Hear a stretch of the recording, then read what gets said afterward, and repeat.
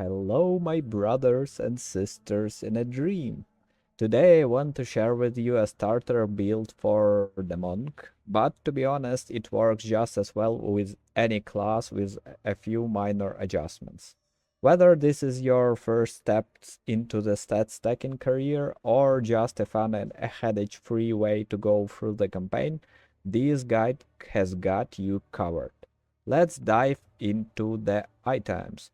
First and for the most, our weapon, the stick.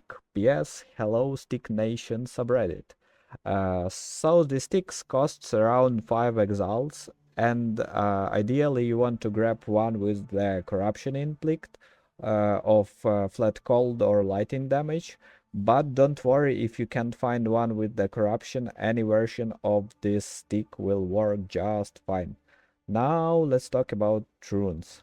At the beginning, the flat damage scales is the best, so you want to combine some lightning and frost damage if you have a clean stick, or if you will be lucky and grab some corrupted one. You can, as you see, my has the inflict of lightning damage, so I only use the frost runes there. So everything about the stick is just a nice bonuses. What else can you get? Let's start with the belt. Maginard's Girdle. This is another jewel in our build. Why? Because it does not have any level requirements, and also it gives you astonishing strength damage, which scales our damage. So it costs like 1x, and it won't be a problem to acquire. Regarding rings and amulets, we want to grab basically anything that gives us attributes, especially strange or all attributes. I used here the cheapest one I could get, okay, the quickest one I could get from the trade site. It gives just some strange and intelligence, but you can, if you will spend a bit more time, you will grab the strange and all attributes without a problem. Also, the iron ring base is pretty good because it gives additional flat damage. Also, I grabbed some unique from my stash, but you can use two rings with attributes. Same goes for the knuckle. You can grab anything you can find with as much attribute as you can. As for the boots, I use the luminous space. There is a different version of unique boots with dexterity, but I prefer this one especially for energy shield because it plays out with the passive from the trees that I will speak about them later.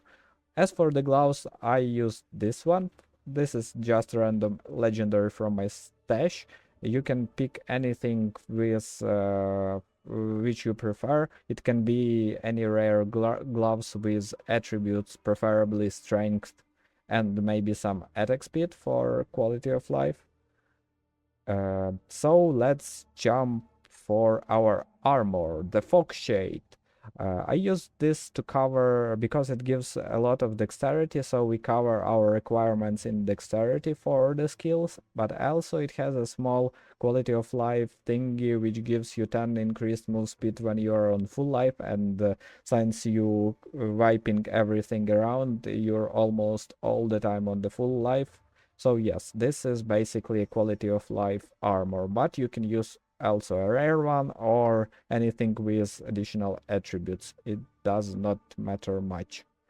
Now, finally, the Greymake, the helmet. It gives you enormous amount of attributes, and you can equip it starting from level 5. But it has a two downside. The first one is the price. The cheapest one that you can buy without the headache from the trade side is like 10x, so if your budget is lower, you can ignore it and just get some random helmet from the vendor that will give you as much attributes as possible. Another downside is with each level that you get, it will reduce -1 to attributes that it provides. So at higher level, it will be totally useless or even harmful for you. But no worries, we have a very nice replacement. Ta-da! Veil of the Night. This is most of the people when looking at this helmet think that it is total trash because of the line where you have no elemental resistances, and in every guide that you will find in the internet, people saying you that you need to find to build your character so all your resistances would be maxed, and if you equip this helmet, all your resistances will be 0. But I prefer to look at this problem, or not a problem, at this helmet from the bright side. No resistances, no problems. This means that you won't need to think about additional resistances in any of your items and can focus only on the attributes, as many attributes as possible. Uh, Also, this helmet gives you +20 to all, up to +20 to all attributes, and one good thing that it, as they say, it takes, but it gives. So it gives us 50% increase maximum life. So basically, all lives that we will have will be multiplied by this number. And guess what? We stuck in strange. And if you check what strength give, it give us +2 life. So basically this helmet will put our resistances to 0, but it will also dramatically increase our health pool. So we will be able to tank almost any damage through that you can receive in the campaign. At this point, when you will replace the helmet, you can also change your boots. There is a nice upgrade for these unique boots. They basically now give more attributes and also increase move speed, so you can grab them. Also at this point you can upgrade your jewelry, your rings, your amulet, and to be honest, at that point you will be good to go through all the campaign without changing any other items. So now let's go to the skills. What we have in the skills. Basically, this is a pretty versatile build, so you can use anything that you will get in the campaign. But from my personal perspective, the Falling Thunder is the best first skill that you can use because it has the quickest animation compared to the Frost one. Also, it has a nice cone, so large AoE, and it looks nice. So it's my personal personal recommendation, but you can choose whatever you like. As for other skills, okay, let's stop on this. I forgot about the support gems. So support gems. First is Martial Tempo. It will give you additional attack speed. So attack speed is nice, you know, you faster hit, faster kill. The Innervate. The Innervate is very nice skill because when you kill the shocked mob, and obviously with your lighting damage, most of the mobs will be shocked, you will get a 3 seconds buff of 35 of extra lighting damage, which is very nice. And when you're going through the map, this build uptime will be very high, even it lasts not that long. And another gem is Primal Armament. It is just additional weapon damage, elemental weapon damage, which is nice. If you like more damage, you can use it. If you want to have a larger strikes, you can replace it with the magnified effect. So it is up to you. Now, when you will hit the level 7, you will be able to pick the Tempest Fury. Later on, it will be your main skill, but until then, you can use it as your combo build for Tempest Bell. At level 7, you can grab these 2 skills. The Tempest Bell will be your combo spender and boss melter. So for this skill, as a support gems, we want to pick everything that will boost its attack. So I pick the heavy swing, the concentrated effect, and the close combat. As for Tempest Fury, I picked Crescendo, Practice It combo, and this is just a free slot. Basically, you can put anything there. So Crescendo will give the last strike will be doubled, and the last strike of Tempest Fury basically make the most damage. And another one is Practiced Combo. It lets you build your combo points much faster. Also, when you will get to level 10, I believe, in Act 1, you will be in the and get to the hunting ground. You will get an optional quest to go to the Freightorn and kill the lesser version of the Night King.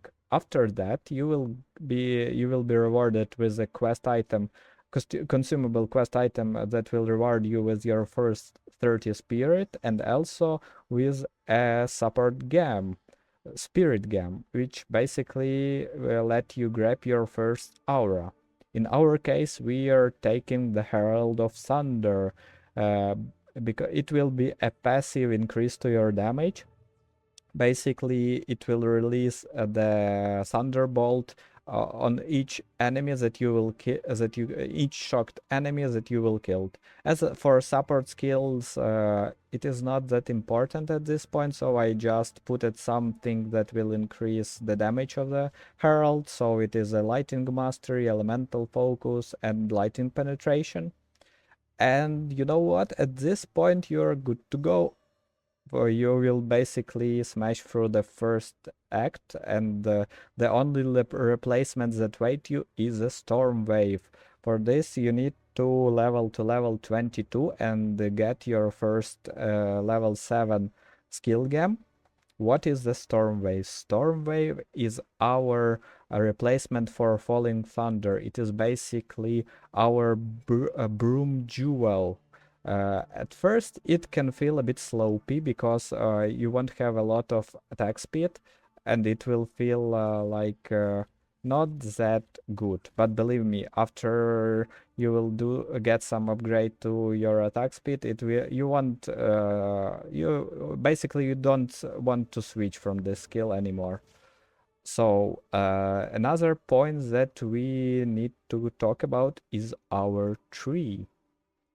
As for the beginning, our only source of damage is our strength. So we want to grab as many strength attribute as possible.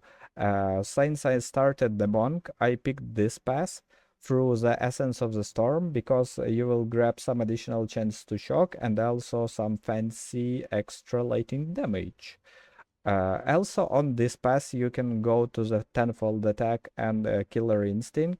It will be a nice addition of attack speed and some damage through strength and through this buff, because basically all the time you're on the full life, so it's constant 30% attack damage increase. And after that, you want to build your path to the Falcon techniques and some dexterity nodes, which will it will be a quality of life improvement because you will get a lot of attack speed from this. After that, you can go straight forward to our best skills, the ultimate duo of Polymath and Jack of all trades. So basically, this is your path for the campaign. After that, you will do some minor switches, but you are good to go. Now let's do some testing.